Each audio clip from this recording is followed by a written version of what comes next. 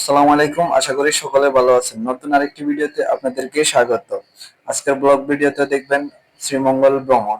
আজকের ব্লগ ভিডিওতে আপনাদের জন্য রয়েছে ট্রেনে ভ্রমণ। আমরা ট্রেনে জার্নি করব, ট্রেনের ভিডিওগুলো দেখতে পাবেন, তারপর শ্রীমঙ্গলের কিছু স্পট দেখতে পাবেন। তো আমরা শুরুতে একটা অটো রিজার্ভ করছি। অটো রিজার্ভ করে আমরা আমাদের পাশে স্টেশন আছে, শাহজিবাজার স্টেশনে চলে আসলাম আমরা 6 জনে। তারপরে ট্রেনের জন্য অপেক্ষা করছি। ট্রেনটা ছিল 3টা বাজে, কিন্তু ট্রেনটা সময় মতো আসে না। আমরা কিন্তু সময় মতো আসি স্টেশনে অপেক্ষা করা শুরু করছি। তারপর ট্রেনটা আসতে আরম্ভ করছে। আস্তে আস্তে ট্রেন লেট করছে প্রায় 40 মিনিট। 3টা 40-এ ট্রেনটা অবশেষে আসতেছে। এই তো আমরা ট্রেনের জন্য অপেক্ষা করতেছি। তারপর কিছুক্ষণ পর ট্রেনটা চলে আসলো, ট্রেনে স্টেশনে আসে, স্টেশনে থামলো। আমরা ট্রেনের জন্য অপেক্ষা করতেছি। ট্রেনটা থামলে আমরা যে কোনো একটা বগিতে উঠে যাব। যদি আমরা অনলাইনে টিকিট কাটি নাই, আমরা এমনি টিটির সাথে কথা বলে আমরা চলে যাব। তারপরে আমরা ট্রেনটা থামার জন্য অপেক্ষা করতেছি। ট্রেনটা অবশেষে থামছে। এই তো আমরা তারপরে ট্রেনে উঠে গেছি। তারপর উঠে আমরা আরেকটা স্টেশন চলেও আসছি। একটা স্টেশন হচ্ছে, সেটা হচ্ছে শায়েস্তাগঞ্জ স্টেশন, শায়েস্তাগঞ্জ জংশন। এখানে আসার পর আরেকটা ট্রেনের সাথে ক্রসিং আমাদের।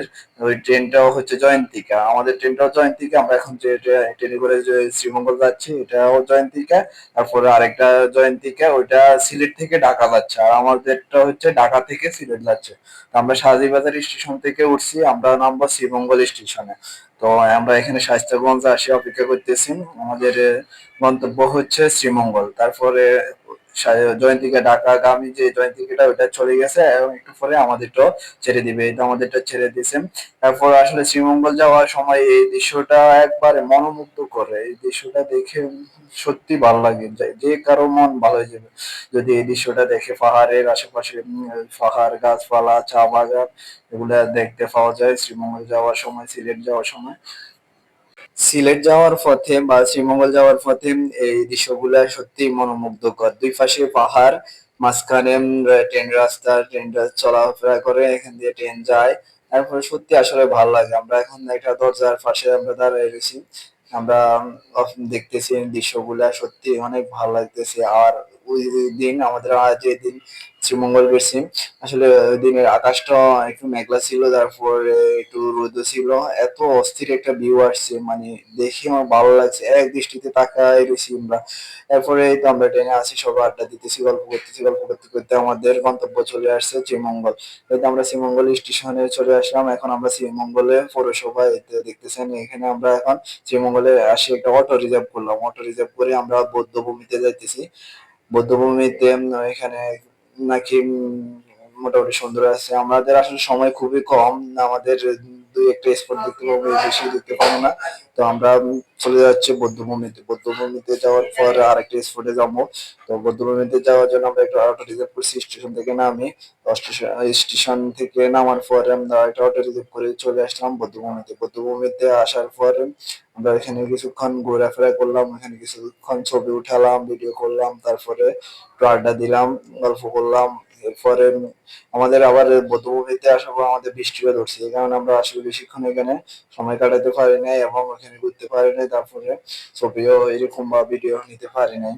বধ্যভূমিতে মানুষ সেখানে আসে, অনেক মানুষ আসে।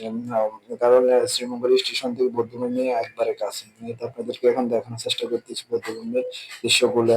আসলে অনেক সুন্দর বধ্যভূমি।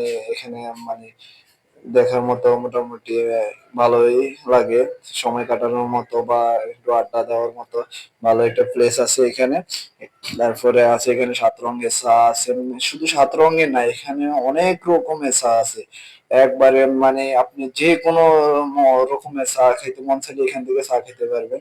এখানে আপনার অনেক রকমের চা আছে। 7 রঙের চা তো যেহেতু বেশি বিখ্যাত, এই কারণে এখানে 7 রঙের চার কথা বলতে বা লেখা আছে। তো এখানে অনেক রকম, অনেক আইটেমের চা আছে, প্রায় 15-20 রকমের চা আছে, চাইলে খাওয়া যায়। এখানে অর্ডার দিলে তারা 15-20 মিনিট পরে চা দেয়। আমরা এখানে আসলে চা খাওয়ার ইচ্ছা ছিল, কিন্তু খেতে পারিনি, আমাদের সময় খুবই কম ছিল। তাই আমরা চলে আসলাম আর একটা জায়গায়, এটা হচ্ছে গরম টিলা। গরম টিলা যাইতে এরকম চা বাগান পরে। তো আমাদের আসলে মেঘলার কারণে বা ইয়ের কারণে আমাদের বেশি একটা ঘোরাটা পারি নাই বা সময় পাই নাই। তারপর আমরা আমাদের ঘোরার সময় প্রায় শেষ পর্যায়ে হয়ে গেছে। আমরা ঘোরাফেরা করে আমাদের খিদে লাগছে, আমরা নাস্তা পানি করার জন্য একটা রেস্টুরেন্টে আসছি। রেস্টুরেন্টে আসার পর আমরা নাস্তা পানি করলাম। নাস্তা পানি করে আমাদের ভ্রমণটা এখানে শেষ করে ফেললাম। ধন্যবাদ। দেখা হবে নতুন একটা ভিডিওতে। আল্লাহ হাফেজ।